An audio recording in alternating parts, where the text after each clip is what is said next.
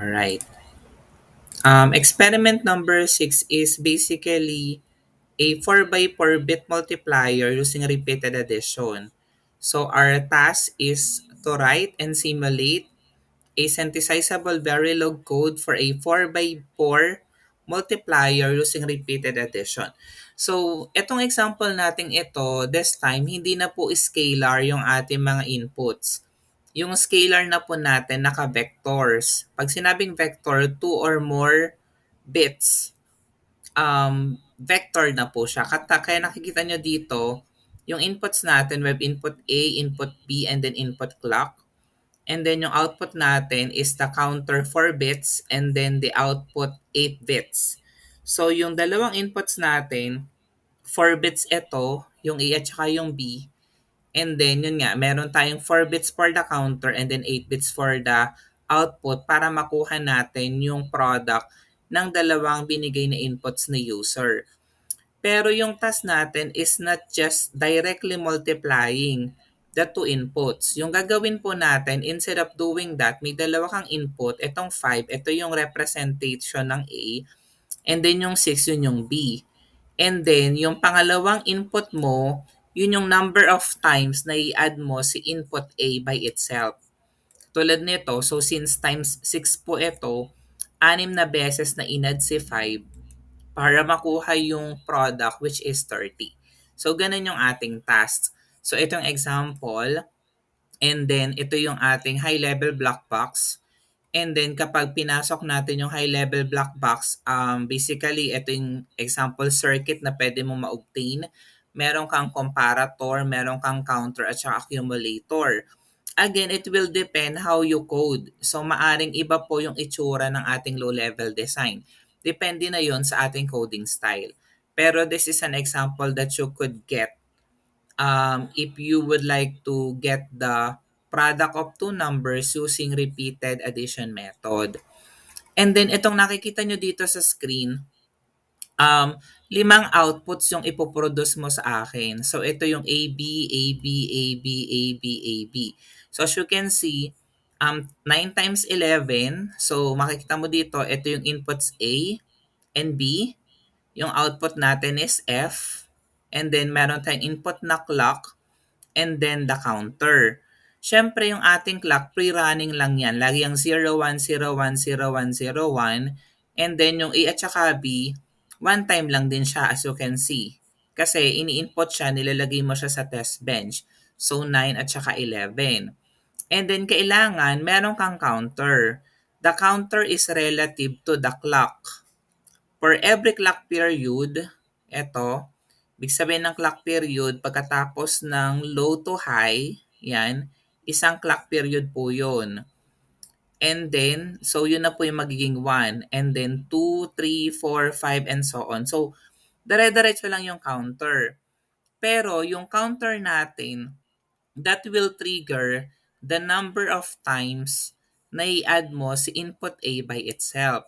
So as you would notice here, for every counter, di ba, sa first counter natin, 9. And then sa susunod na counter, 9 plus 9, 18. 18 plus 9, 27. 36, 45, 54, 63, 72, 81, 90, and then 99. So mag-stop siya dapat sa 99. So yung final counter natin is 11 relative to our input B. Pre-running lang yung clock 0101 and then yung pinaka-output natin is 99. So, iraran mo uli yung iyong program pero magpapalit ka ng input. Another example is 3 times 15. So, ito yung in-input ni user. So, this time, 15 times, i-add yung 3 by itself para makuha yung 45. Ito naman, 15 times 6, nakuha ay 90.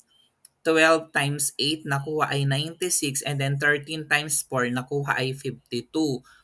Ngayon guys, I would request na iba namang combinations yung atin pong itatry. Pero take note, relative yung ating combinations doon sa maximum input. 'Di ba? Sinet mo siya as 4 bits, ang maximum niyan ay 15 kasi 'di ba 0 to 15 to. So ibig sabihin, ang possible na maximum na inputs mo lang ay 15 times 15. In the same way, yung ating counter, ang maximum lang dapat niyang count ay 15. And then yung ating output naman na 8 bits naman ito, so malawak, malaki po yung coverage ng ating output kasi minumultiply nga natin yung dalawang input. So pasok po yung 15 times 15 para makuha mo po yung desired output natin na 8 bits. Ayan. So kapag hindi tama yung sinet natin na input, mag-e-error yan, mag-overflow. Hindi ka makakakuha ng tamang results. Etong nakikita nyo naman dito, so I just provide rin an example. 4 by 4 multiplier din ito basically. Actually, you can use this one as pattern to do this. Ang wala lang dito, wala siyang clock. Ayan. So, meron akong multiplier, input A, input B, and then the output result. So, yung aking inputs A and B, naka 4 bits po siya. And then, yung output ko, naka 8 bits yung result. And then, of course, kapag output, nire-register natin. And then, ang ginamit ko dito always at, every time na magbago si A or si B, begin end, gagawin niya to, imumultiply niya lang si input A sa input B. And then, that's it. So, less than or equal, kasi nga non-blocking statement, considering that we use always at. So, one tip that I could give you is instead of A or B yung gagamitin mo dito sa sensitivity list, ang gagamitin mo na yung clock. Pwedeng pause edge clock or neg edge clock. Depende sa'yo. So, sa example ko, pause edge clock yung ginamit ko po. And then, syempre, dito ka na maglalagay ng begin end. Kailangan mong i-check yung sa counter. Kasi 'di ba dapat number of times na i-add niya si A ay relative dun sa B. So yun yung kailangan mo consider dito. Mga 3 lines lang po yun. Makukuha mo na tong 4 by 4 multiplier. And then for the test bench, in the same way, ganun lang din. So meron ulit tayong register AB, then we have to wire the output. And then of course, in-instantiate lang natin yung ating multiplier. Then we have our initial begin. And then yan nga, pwede magkasama naman po sa isang test bench. Sa first case niya, parehong 0 yung input. And then din-display niya lang yung result. And then after another step, naging 0 times 4 na. Then another step, naging 2 times 4 na. Then another step, naging 11 times 3 na. Pero again, ang goal natin is makapag-produce ka ng 5 outputs, hindi naman necessarily nakapareho ng ginamit kong input combinations here. And then of course, you just have to change also the color settings ng background tsaka ng waveforms po natin. So yun lang yung kailangan nyong gawin. So provide me the Verilog code, the test bench, the RTL schematic, and the simulation results. Alright. So I think yun lang for now. So I would like to entertain question if any. Pero stop ko muna yung recording para maiksi lang yung panoorin po na.